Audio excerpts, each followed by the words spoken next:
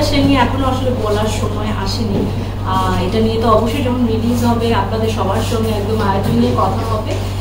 এতটুকুই বলবো যে আমি খুবই অপেক্ষায় আছি, খুবই সুন্দর একটি কি বলবো উপস্থাপন হতে যাচ্ছে যে গল্পটা, সেটা আপনারা জানেন যে ডিরেক্টর মাসুদ হাসান উজ্জ্বল, ওনার মধ্যে যে সৃজনশীলতা আছে, ওনার যে শৈল্পিক চিন্তা, সেই শৈল্পিক ভাবটা আসলে অনেক বেশি প্রকাশ পাবে। More than a story and a film, it's more an art piece. তো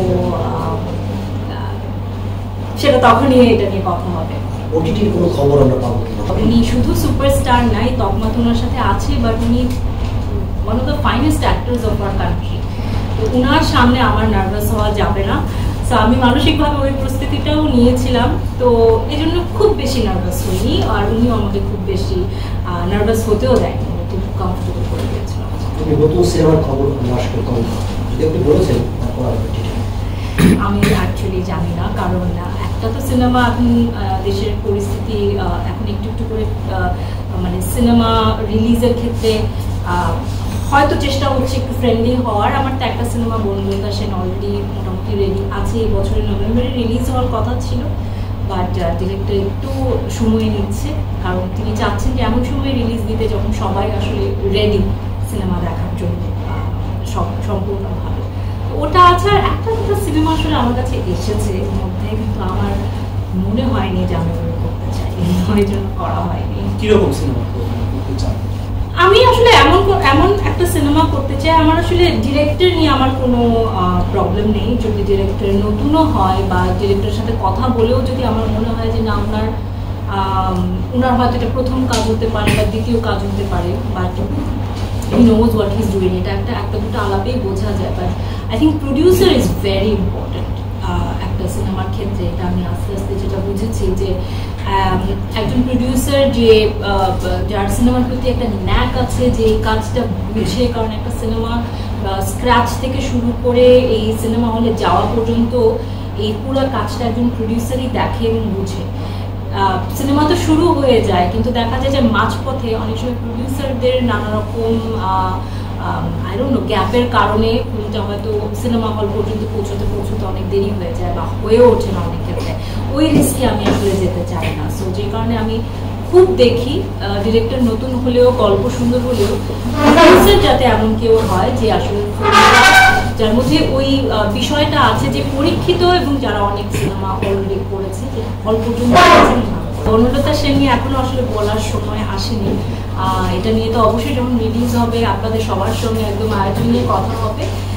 এতটুকুই বলবো যে আমি খুবই অপেক্ষায় আছি, খুবই সুন্দর একটি কি বলবো উপস্থাপন হতে যাচ্ছে যে গল্পটা, সেটা আপনারা জানেন যে ডিরেক্টর মাসুদ হাসান উজ্জ্বল, ওনার মধ্যে যে সৃজনশীলতা আছে, ওনার যে শৈল্পিক চিন্তা, সেই শৈল্পিক ভাবটা আসলে অনেক বেশি প্রকাশ পাবে। More than a story and a film, it's more an art piece. তো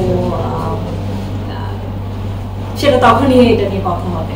ওটিটির কোনো খবর আমরা পাবো কিনা? সবাই তো ওটিটি নিয়ে আসে, আপনাকে কবে দিচ্ছি জানি না, যখন ডিরেক্টররা চাইবে। সামহাও আমি সবসময় বলি যে কোনো একটা কারণে আমার কাছে কিন্তু খুব বেশি কাজ আসে না। আমি সেদিন একজনের সঙ্গে কথা বলছিলাম, সেও আমাকে বলছিল হ্যাঁ তোমাকে নিয়ে আসলে মাথায় আসে না, কারণ তোমাকে খুব বেশি দেখা যায় না। দেখা যায় না মানে তো বলে যে লাইক আছে না যে কি বলবো, আমি হয়তো শুধু কাজ করছি আর বাসায় যাচ্ছি, হয়তো আমার ওইভাবে সার্কেল মেনটেন হয় না বা আমার ওরকম আড্ডা হয় না সব জায়গায়, এই জন্য আমার কথা নাকি মাথায় আসে না। এটা আমাকে স্বয়ং একজন ডিরেক্টর বলেছে। সো মেবি এটা একটা কারণ হতে পারে। আমি হয়তো খুব বেশি সেই আজটা মেনটেন করি না, আমার কাছে আসলেই কাজ কম আসে। এই পর্যন্ত ক্যারিয়ারের প্রাপ্তি অপ্রাপ্তি আর সামনের প্ল্যান, শেষ পর্যন্ত কোথায় দেখতে চান যদি কমেন্ট করতে। আচ্ছা, মাঝখানে আরেকটা জিনিস জানতে চাচ্ছি, সেটা হচ্ছে যে আমি যতদূর জানি নাবিলা হচ্ছে অনেকটাই হচ্ছে পরিবারকে সে সময় দিতে অনেক বেশি পছন্দ করে। তো এই জায়গাটাকে মানে কাজ এবং পরিবার দুইটা এখন সমানতালে এখন কিভাবে সামলাচ্ছে? আগে একটু প্রাপ্তি অপ্রাপ্তি ফিউচার প্ল্যান এটা শিওর। প্রাপ্তি এতটুকুই যে আমি অনেকদিন হচ্ছে কাজ করে যাচ্ছি, যদি আমি আমার উপস্থাপনার ক্যারিয়ারটাকে ধরি। আপনারা সবাই অনেক সাপোর্ট দিয়েছেন, অনেক ভালোবাসা দিয়েছেন, দর্শকরা অনেক ভালোবাসা দেয়।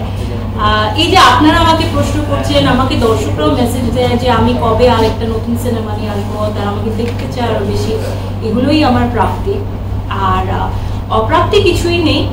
আর নিজেকে কোথায় দেখতে চাই এর জায়গায় আমি যে বলবো যে সত্যি কথা বলতে আমি অনেক বেশি অভিনয় করতে চাই, আমি অনেক ফিল্মস করতে চাই।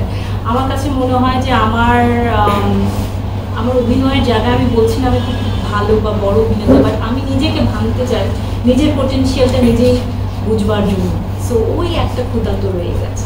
নিজেকে আপনি অভিনেত্রী না হচ্ছে হোস্ট, কোনটা বেশি কমফোর্ট দুটাতেই লাগে। হোস্ট হিসেবে তো অফকোর্স কমফোর্টেবল, কারণ অনেক বছর ধরে এই পরিচয়ে আমার মনে হয় যে দর্শকরা আমাকে খুব সুন্দরভাবেই গ্রহণ করেছে এবং আমি অনেক কনফিডেন্ট আমি এই পরিচয়টা দিতে। আর অভিনয়ের জায়গাটা আমি খুব বেশি পরিমাণে এখন ভালোবাসি, আর ওই জায়গাটাতে আমি বেশি এক্সপ্লোরিং করতে চাচ্ছি। আপনার সিনেমা মানেই চমক, এটার সিক্রেট কি? আয়নাবাজিও চমক, তুফানও চমক, চমক কেন? মানে আপনার সিনেমা মানেই চমক, এটার সিক্রেট? ওই যে সিক্রেট, আমি খুব ধৈর্য নিয়ে বসে থাকি, কোনো ভালোর অপেক্ষায় থাকি, ধৈর্যটা আমার মধ্যে অনেক বেশি, অনেকের চেয়ে।